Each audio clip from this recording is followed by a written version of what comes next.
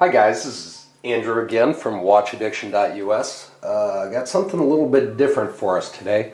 I haven't had any new watches come in this week, so I figured this week's video I would take a look at a watch that is currently in my collection. But before we get there, we'll do a quick wrist check. Today, once again, just like last week, I'm rocking the Reactor Proton. Again, love the Reactor watches. Extremely comfortable watch, and definitely one of my weekend warriors. But we can go ahead and get started here. If you can't tell already by the box, this week I'm highlighting one of my Tissots that's in my collection. Now, the one thing you'll notice right off the bat is this box is in pristine shape. And I've actually had this watch for about, give or take about 2 years now. But being somebody that's into watches, and being somebody that likes to buy, sell, and trade watches on a regular basis, I touched on this before, but it's, in my opinion, it's very important to keep track of your boxes, all the parts and pieces that came with the watch that you purchased, because, you know, should you decide to pass it on, that person, the next person, would definitely appreciate that. But today what we have is my Tissot Seastar 1000. This guy's an automatic. Let me see here. And no, I don't normally keep it in the box. Normally it's in my watch winder. But I put it in the box for today's video. That's a close-up of my Tissot Seastar. This guy is a reference number T06.427.11.057.00. So this is Seastar automatic.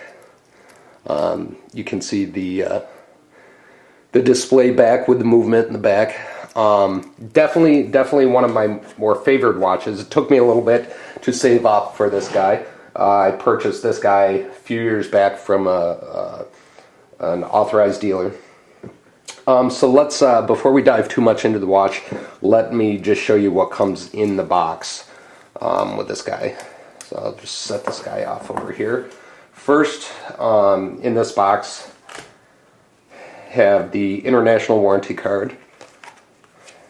And then International Service Center book tells you where you can get them repaired or adjusted, anything like that. Also comes with your automatic chronographs user's manual, which this will pretty much tell you in numerous different languages anything about the watch and how to use it. Also comes with nice little cleaning pouch to hold your extra links. Let's show you that real quick. Now, one thing that's kind of interesting about this packaging is they have these little secret hidden compartments off to the side to hold various things. And then there's also one over here, if I can get it out. There we go.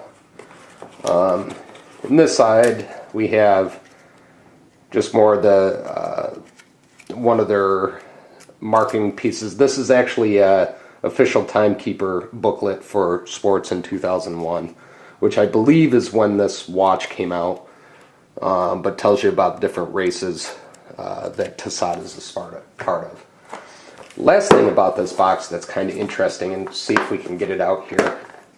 It also comes with this kind of looks like books on a bookshelf, this watch box.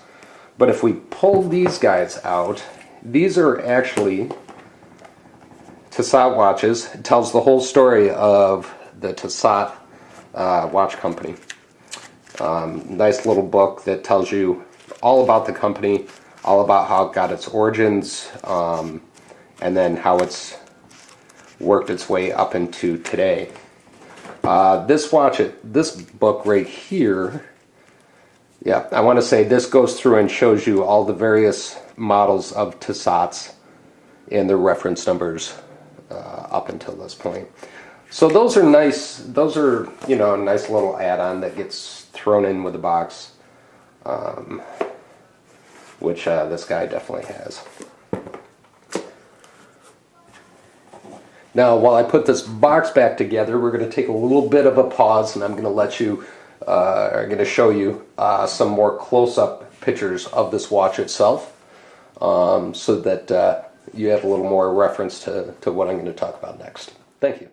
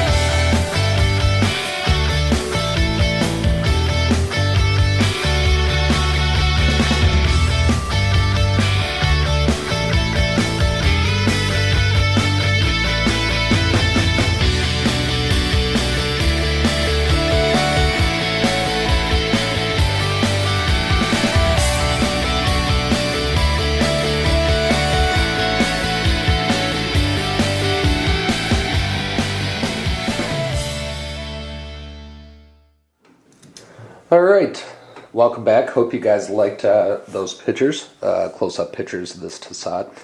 Again, this is the Tissot Seastar 1000 automatic. This is a modern-day diver.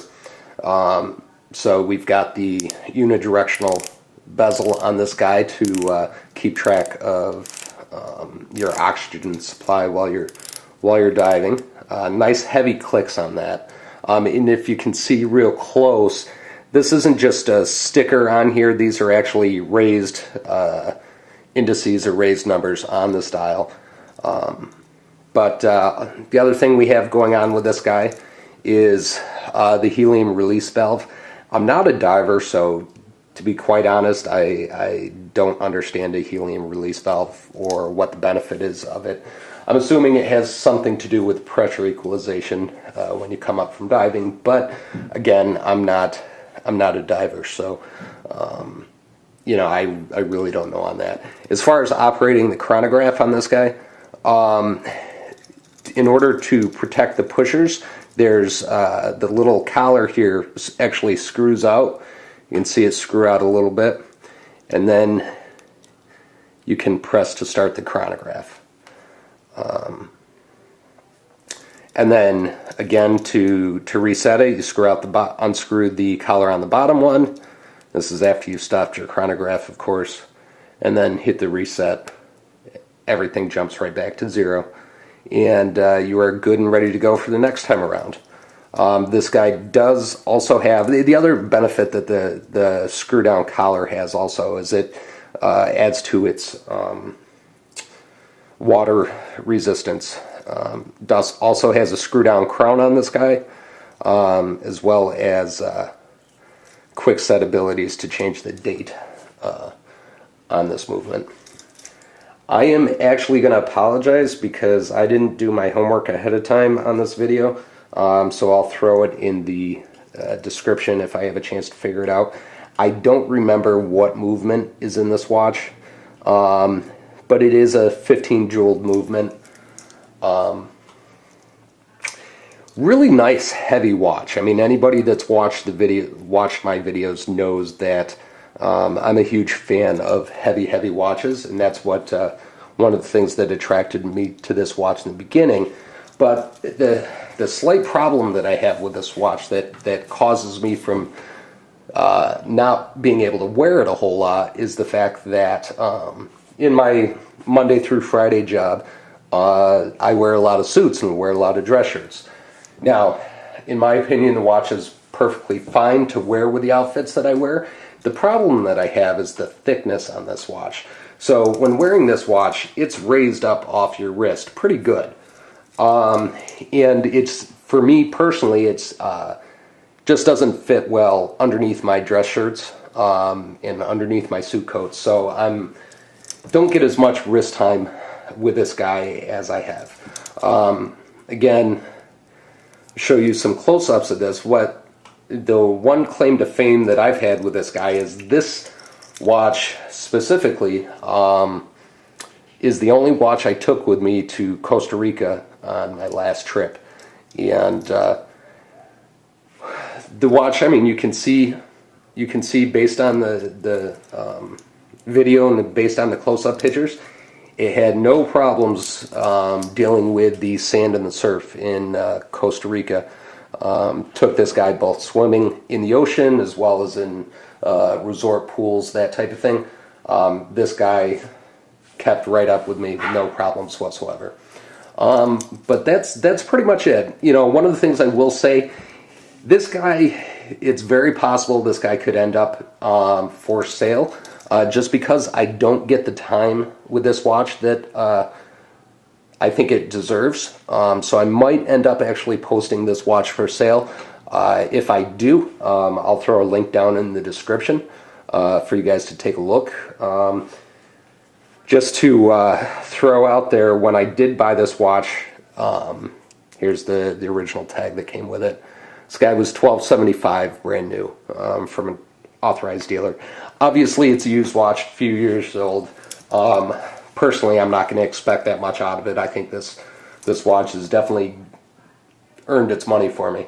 But I think it's time to let this guy go and let him move on to somebody that is going to get more use out of it than I currently do. So we'll see. Plus, the other benefit is that that'll free up some room in my watch boxes to bring you guys some more watches.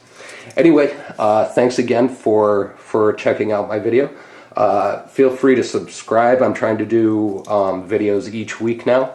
I do have a Monday through Friday job, so the weekends are normally my time for working on watchaddiction.us and working on the Watch Addiction channel.